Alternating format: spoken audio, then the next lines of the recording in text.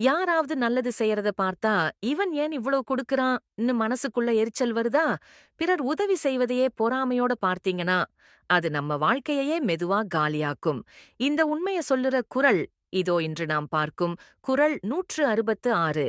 கொடுப்ப தழுக்கறுப்பான் சுற்றம் உடுப்பதூஉம் உண்பதூஉமின்றிக் கெடும். திருவள்ளுவர் விளக்கம். திருவள்ளுவர் இக்குறளில் சொல்லுவது, பிறர் நல்லது செய்யும்போது மகிழ்வதற்கு பதிலா அதை பார்த்து பொறாமைப்பட்டா அந்த மனநிலைதான் நம்ம வாழ்க்கையிலிருந்து செல்வம், அமைதி, வளம் எல்லாத்தையும் மெதுவா பறிச்சிடும். கொடுப்பதை மதிப்பவன் உயர்வான், பொறாமை கொள்ளுபவன் தாழ்வான். இதுதான் இயற்கையின் நீதிமுறை. சாலமன் பாப்பையா உரை. பிறர்க்குக் கொடுப்பதைக் கண்டு பொறாமைப்படுகிறவனின் குடும்பம் உடுக்கவும் உண்ணவும் இல்லாமல் அலையும்.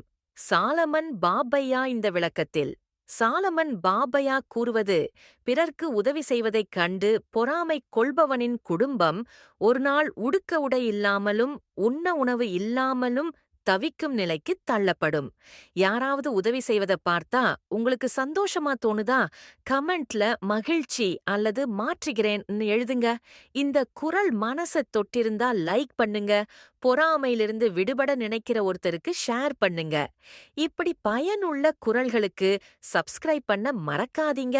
தினமும் ஒரு திருக்குறள், மனசுக்கு ஒரு மருந்து.